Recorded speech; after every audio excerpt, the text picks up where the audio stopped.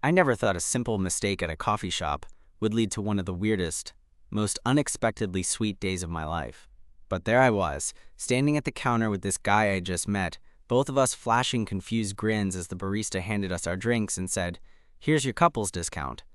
Let me back up a bit, because that moment deserves some context. My name's Luke, and I'm usually the guy who flies under the radar, kind of a background character in my own life.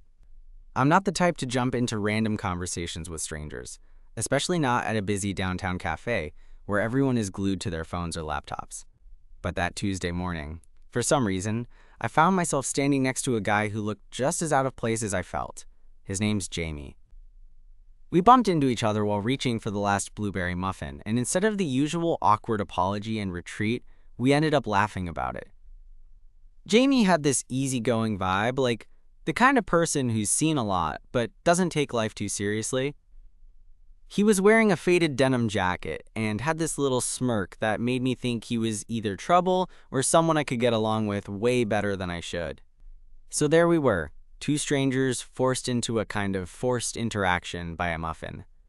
We decided to grab coffee together because, honestly, why not?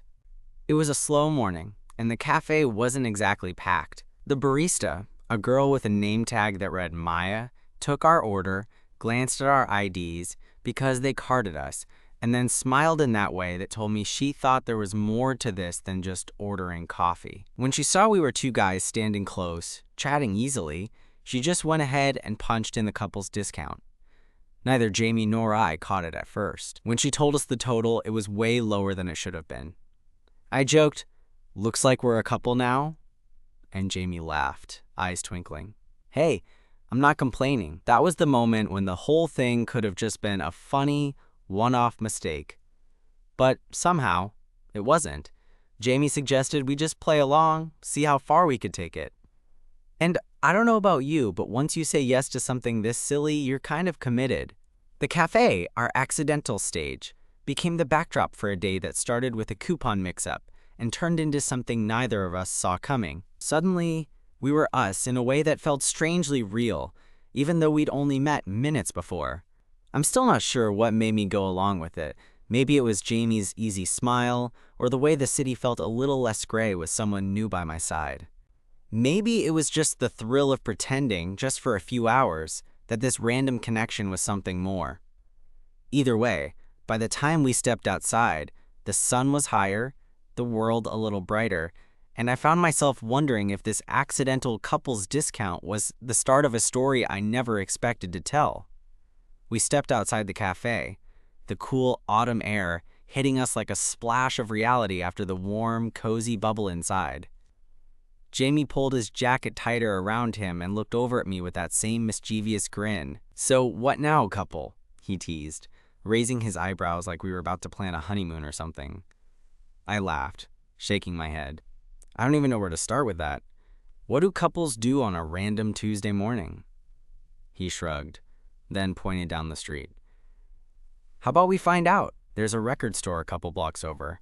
I haven't been in ages. A record store? Perfect. I'd always loved digging through crates of vinyl, even though I hadn't been to one in forever. Somehow, the idea of wandering around with someone new, pretending this little accident was more than just a mix-up, felt less ridiculous than I'd expected. We walked side by side, the kind of easy silence falling between us that's neither awkward nor forced. I caught myself glancing at Jamie more than once. There was something about the way his eyes caught the light, or how his hands moved when he talked. It was subtle but magnetic. At the record store, Jamie dove right into the stacks, pulling out albums like he knew exactly what he was looking for. I was half listening to his commentary about some obscure band I'd never heard of, but mostly I was just watching him be, well, Jamie. He was funny without trying too hard, quick with the smile, and somehow confident in a way that didn't feel like posturing. Found something? I called out when he held up a worn-out Beatles album, the corners frayed like it had been loved to death. Maybe, he said, smirking. But I'm still hunting. I wandered through the aisles, letting the music and the smell of old cardboard take me back to a simpler time. That's when he caught me looking at a Prince record and laughed. "You're way cooler than you let on, Luke." I turned to him, surprised. "What makes you say that?" "Just the way you hold this," he said, nodding toward the album in my hands, "like it's some treasure." That made me smile. "I guess some things stick with you." Jamie nodded, and for a moment, we just stood there, surrounded by music and silence that wasn't empty. It was comfortable. We left the store with a couple of albums between us, and it was starting to feel like one of those moments where you realize you don't want it to end. But then reality bounced back in when Jamie's phone buzzed. He glanced at the screen, his expression shifting a little. "That's my roommate. I should probably check in. He's been out of town, and I promised I'd keep an eye on the place." "No worries," I said, feeling that familiar pull to keep this going, but knowing life had its interruptions. Jamie hesitated for a beat, then said, "Hey, you want to grab lunch? I mean, since we're technically a couple." I laughed, heart doing something stupid. "All right, couple, let's see what the day holds." We found a nearby diner with those retro booths and cheesy neon signs. We slid into one and spent the next hour sharing stories over greasy fries and coffee refills. Jamie talked about his job at a small graphic design firm, how he wrestled with balancing work and his art projects. I shared my own stories about my slightly dull office job and the little things I did on weekends to feel alive. It surprised me how easily the conversation flowed. There weren't any awkward pauses or forced topics, just two guys being real with each other. At one point, Jamie reached across the table and nudged my hand. "You know, I'm really glad that muffin happened." I looked down, feeling that same tingle in my chest. Me too. The day stretched on like that, easy, unexpected, and kind of perfect. We wandered through a park, people watching and swapping stories about awkward dates and embarrassing moments. Jamie did this ridiculous impression of his last Tinder date, and I laughed so hard I almost snorted my drink. By then, the sun was starting to dip, casting long golden shadows over the city. We found ourselves sitting on a bench, not saying much, just watching the world go by. I realized I wasn't just playing along anymore. Whatever this was, or whatever it could be, it felt real in a way I hadn't expected. That couples discount, the silly premise we'd started with, had somehow turned into a day I wanted to hold on to. Jamie looked over at me, eyebrows raised. "So, what now, Luke? Are we gonna tell the world? Or just keep pretending?" I smiled, feeling a weird mix of nerves and excitement. "I don't know. Maybe we can start by not pretending at all." He nodded, that smirk softening into something honest. "Yeah, I'd like that." And just like that, what began as a simple mix-up turned into the start of something neither of us planned but both of us suddenly wanted. The kind of story you don't expect to tell, but one you never want to forget. We sat on that bench a little longer, the city's hum wrapping around us like a soundtrack. The kind of soundtrack you don't notice until the moment slows down enough for you to really listen. Jamie's gaze drifted past me, then back, like he was weighing what to say next. So, he finally said, rubbing the back of his neck, "This whole couples discount thing. It's kind of a weird way to meet, huh?" I laughed, nodding. "Definitely not what I expected when I woke up this morning." He smiled, eyes warm but a bit uncertain. "Yeah, me neither. I guess I wasn't really looking for anything. Just wanted a muffin and a coffee." "Same," I admitted. "I mean, I'm not exactly Mr. Social Butterfly." Jamie chuckled. "Well, if Mr. Social Butterfly is your new nickname, I'll take on the Mr. Accidental Couple role." Hearing him say that made something inside me unclench. It was like admitting this strange thing between us was okay, even if it was messy or sudden or unexpected. We talked a bit more, about small stuff that felt big because it was shared. Childhood memories, bad movies we secretly loved, the weird quirks of our families. With every bit of conversation, the awkwardness melted away, replaced by something that felt more like ease. Like I could actually be myself without all the usual walls. Eventually, Jamie pulled out his phone and showed me a picture of his dog, a scruffy little terrier with one floppy ear and eyes that looked like they could talk. "That's Max," he said. "He's the real boss of the house." I smiled at the photo. "He looks like trouble." "Oh, he is. But he's also a great excuse to get outside when I'm feeling stuck." It was easy to imagine Jamie's life with Max in it. Lazy weekends, walks through the neighborhood, laughing at some dumb joke only the two of them found funny. For whatever reason, picturing him there made me want to be there too. We exchanged numbers before parting ways, that unspoken hope lingering between us that this wasn't just a one-day thing. I caught myself grinning like an idiot as I walked back to the subway, the city feeling a little less big and lonely. The next few days were a blur of work and routine, but every time my phone buzzed with a message from Jamie, my heart did this stupid little flip. We kept texting, mostly joking around, but slowly slipping into deeper stuff, talking about hopes, fears, and the weird little moments that make you who you are. One night, about a week after our accidental couples discount adventure, Jamie suggested we try that same cafe again, just for old times' sake. I agreed without hesitation. When I got there, he was already waiting, looking like he'd just stepped out of some indie movie. Messy hair, jeans, that same casual confidence. The barista recognized us immediately and gave a knowing smile, but this time she asked if we wanted to actually sign up for their loyalty program as a couple. Jamie looked at me, eyebrows raised. "Think we should?" I laughed. "Why not? We might as well own it." Sitting there, sipping our coffee, and yes, getting the couple's discount again, no mistake this time, I realized how strange and lucky this whole thing was. A mistake turned into a day, turned into a start, turned into something real. Jamie caught my eye and said softly, "So, Luke, what's next for us?" I paused, heart pounding, feeling like the moment had stretched out just for us. "I think whatever we want it to be," he smiled, that same smirk making my stomach do backflips. I like the sound of that. And just like that, the accidental couples discount wasn't a mistake anymore. It was the beginning of something I never saw coming, but was glad to have found. After that second coffee shop meetup, things started to settle into a kind of rhythm that felt surprisingly natural. Jamie and I kept texting every day, exchanging the usual mix of memes, song recommendations, and the occasional "how's your day?" But it wasn't just small talk. We were slowly peeling back layers, sharing bits of ourselves we usually keep tucked away with strangers. One evening, about 2 weeks after the whole couple's discount incident, Jamie invited me over to his place to watch a movie. Nothing fancy, just a low-key plan. I remember feeling that familiar flutter in my chest as I stood outside his apartment building, halfway between excited and nervous. The kind of nervous that's less about fear and more about not wanting to mess up something that already feels good. When he opened the door, Jamie greeted me with his usual grin and a casual, "Hey Luke, come on in." His apartment was cozy, scattered with art supplies and a few of those vinyl records we'd bought together. It smelled like old books and fresh coffee, comforting, like a place that invited you to stay a while. We settled on his couch with a bowl of popcorn between us, the movie playing quietly in the background while our conversation kept flowing.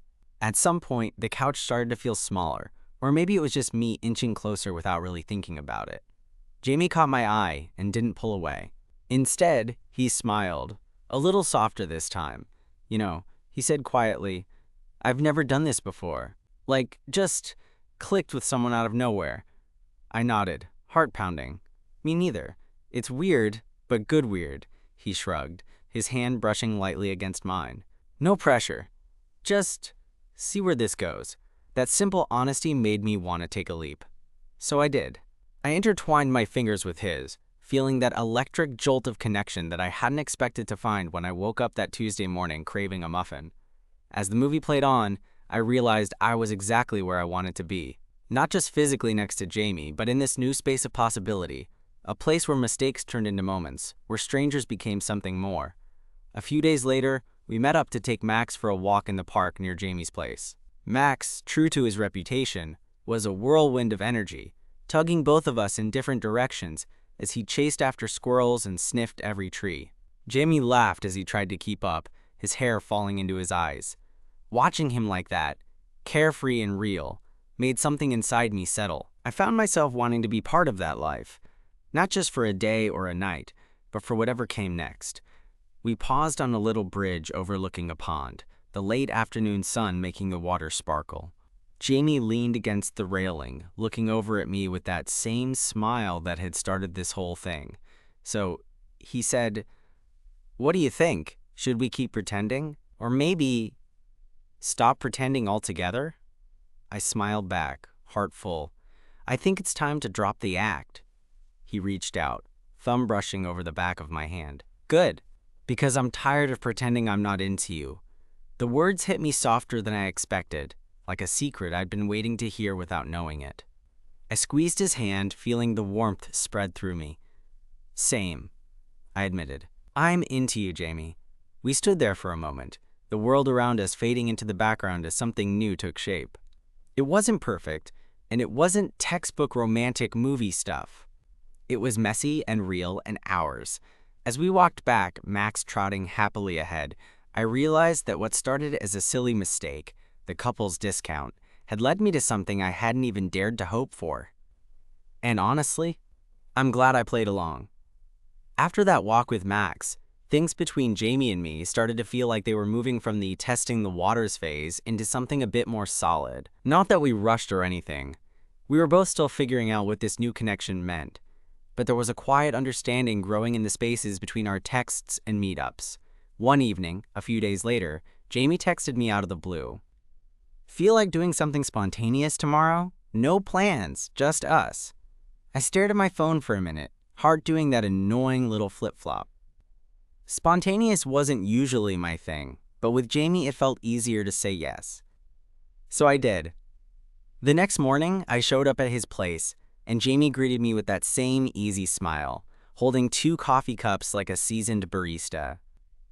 Thought we'd start the day right, he said, leading me to his small balcony that overlooked the city skyline. The air was crisp, still carrying the hint of fall, and for a moment, neither of us said anything. We just sipped our coffee and watched the city wake up. So what's the plan? I finally asked, the nerves creeping back in. Jamie shrugged, eyes glinting with mischief. No plan. Just wandering. See where the day takes us. That was the thing about Jamie. He made the unknown feel like an adventure, not a risk. We wandered through the city, slipping into little indie shops and chatting with street vendors selling everything from handmade jewelry to quirky postcards. At one point, Jamie dragged me into a tiny bookstore, and we spent what felt like hours thumbing through dusty shelves, sharing favorite authors and awkwardly recommending books we thought the other might like. It was during a lull in the conversation, standing side by side in the poetry section, that Jamie suddenly turned to me, eyes serious. You ever think about what you want? Like, really want for yourself? I blinked, caught off guard. It wasn't a question I'd expected on a day like this. I don't know, I admitted. I guess I've spent so much time just going through the motions. It's hard to remember what I actually want. Jamie nodded thoughtfully. Yeah, me too. I think that's why this feels different. Because it's not just something to pass time, it feels like something I want to build. His words stuck with me as we left the bookstore and stepped into the afternoon sun. There was a vulnerability in him I hadn't seen before, and it made me want to be just as open. Later, as we sat on a bench in a quiet park, Jamie reached out and took my hand. It wasn't dramatic or overly romantic, just a simple gesture that said more than words could. I know we started this as a joke, he said softly, but I'm glad we didn't stop there. I squeezed his hand, feeling the weight of everything we'd been dancing around. Me too. The days that followed were a mix of small, ordinary moments, late-night phone calls, shared meals, walks with Max, that slowly knitted our lives together. We talked about fears and dreams, the kind of conversations that make you realize someone might just be worth the risk. One night, Jamie surprised me by showing up at my place with a takeout dinner and a goofy grin. Thought I'd bring the party to you, he said, plopping down on my couch. We ate, talked, and laughed until the early hours, and when he finally stood to leave, he hesitated. Hey, Luke, he said, voice a little quieter now. I know we're still figuring things out, but I want you to know I'm here. Like, really here. I felt something swell in my chest, hope, maybe, or just relief. I'm here too, I said. As he walked away, I realized something important. Sometimes the best things come from mistakes you never saw coming. And sometimes, all it takes is playing along to find out just how real a connection can be. The days after Jamie's I'm here moment Felt like stepping into uncharted territory, but in the best possible way. We weren't rushing or trying to slap a label on whatever this was. We just kept showing up for each other, little by little, like folding two separate blankets into one that was warmer and a bit more tangled.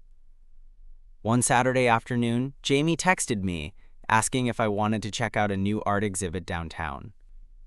It wasn't exactly my scene, but I said yes anyway, mainly because I liked the idea of spending more time with him. Plus, the way Jamie described the exhibit as this quirky mashup of street art and classic impressionism made me curious. When I arrived at the gallery, Jamie was already there, looking casual in a leather jacket and that same easy smile. He greeted me with a hug that was just the right mix of familiar and new, and suddenly I felt like maybe I was exactly where I was supposed to be. The exhibit was surprisingly cool. There were pieces that grabbed at your emotions and others that made you chuckle or tilt your head in confusion. Jamie and I wandered through the rooms, sharing thoughts and jokes, slipping into those comfortable silences where words aren't necessary. At one point, we stopped in front of a large, messy canvas that looked like an explosion of color and chaos.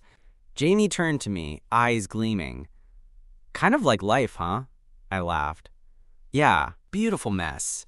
He reached for my hand again, fingers curling around mine as if it was the most natural thing in the world. It made my heart skip, that simple connection. After the exhibit, we grabbed coffee at a nearby cafe, settling into a window seat where the city buzzed past without us really noticing. Jamie leaned back and looked at me, the kind of look that makes you wonder what's really going on behind someone's eyes. "Luke," he said softly, "can I tell you something?" "Always," I replied, feeling a mix of excitement and nerves. He took a breath, then said, "I don't want to be just your accidental couple anymore. I want this, whatever it is, to be real. For both of us." The honesty hit me like a warm wave. I realized I'd been hoping for those exact words but didn't know how to say them myself. "I want that too," I said, my voice a little shaky but honest. "It's scary, but I'm in." Jamie smiled, relieved and a little shy. "Good, because I'm terrible at hiding when I like someone." We sat there a while longer, talking about what we wanted from this, from each other. It wasn't perfect. There were fears and uncertainties, but the fact that we were facing them together made all the difference. In the weeks that followed, we started blending our lives in small ways. I met Max, and Jamie met my closest friends. We cooked dinner together, debated over what movie to watch, and had those late-night talks where you say things you'd never say out loud before. One night, as we were lying on Jamie's couch after a marathon of bad 80s movies, he looked over at me with that soft smile and said, "I'm really glad I took the chance to play along with that couple's discount." I nodded, feeling the weight of how far we'd come. Me too. It was a mistake that turned into a kind of magic. Jamie reached out, brushing a strand of hair from my forehead. "Here's to accidental magic, then." And honestly, I couldn't have asked for a better kind. There was something quietly thrilling about settling into those small, everyday moments with Jamie, like the mundane suddenly felt charged with this subtle electricity. I guess that's what happens when you start caring for someone enough that even the ordinary turns into something you want to remember. One Thursday evening, Jamie called me after work, his voice a little breathless, almost like he was excited but trying not to sound it. "Hey Luke, want to come over? I've got a surprise." I didn't hesitate. I'd gotten pretty used to the way Jamie's surprises came disguised as normal. Nothing flashy, just thoughtful and a little offbeat like him.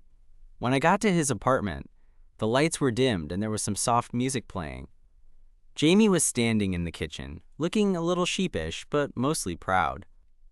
On the counter was this ridiculously elaborate homemade dinner spread, a far cry from his usual takeout habit. I figured, since we've been doing the whole accidental couple thing for a while now, maybe it's time I up my game, he said, grinning. I laughed, genuinely impressed. "This is amazing. You cooked all this?" Jamie shrugged, clearly pleased. "Well, I had some help from YouTube tutorials and a lot of trial and error." We ate, talked, and I found myself opening up even more than usual, about my family, my past relationships, or lack thereof, and the parts of me I usually keep hidden away. Jamie listened without interruption, his eyes warm and steady, like he was holding a fragile secret. At one point, he reached across the table and took my hand, fingers curling around mine. "Luke, I know this is all new and maybe a little scary, but I want you to know I'm in this for real. No jokes, no pretending." I looked down at our hands and felt something inside me shift, a mix of relief and hope. "I'm in too, Jamie."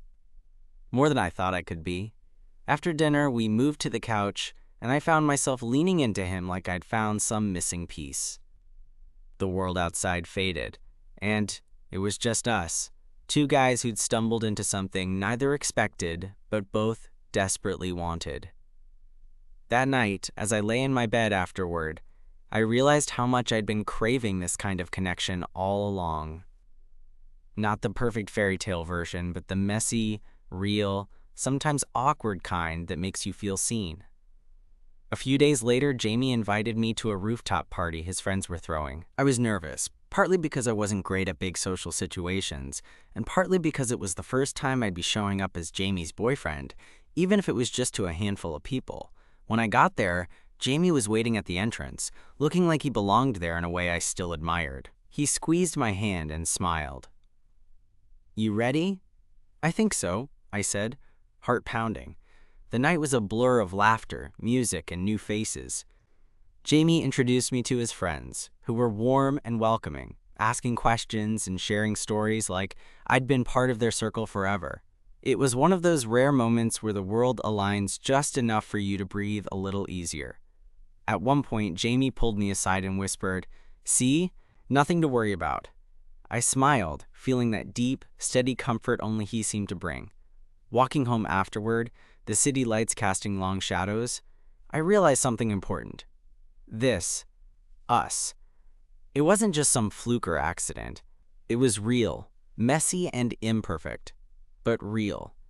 And as I glanced over at Jamie, our hands intertwined and footsteps syncing, I couldn't wait to see where this accidental journey took us next.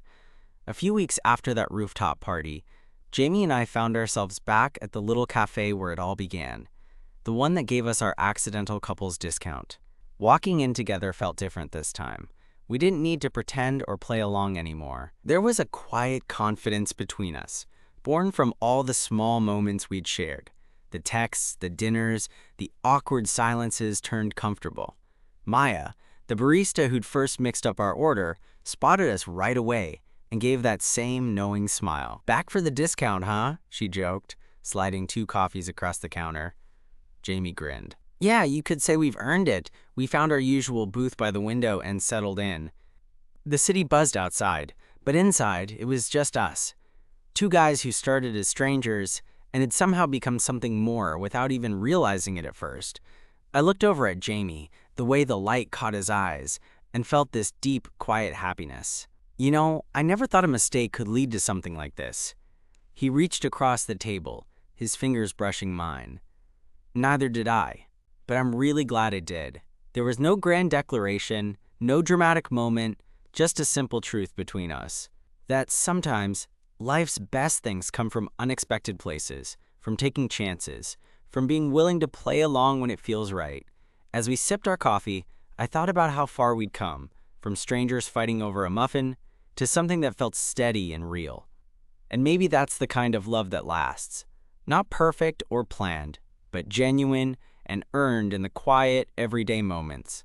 Jamie squeezed my hand gently and I smiled, knowing this was just the beginning of whatever came next. And honestly, I couldn't ask for anything better.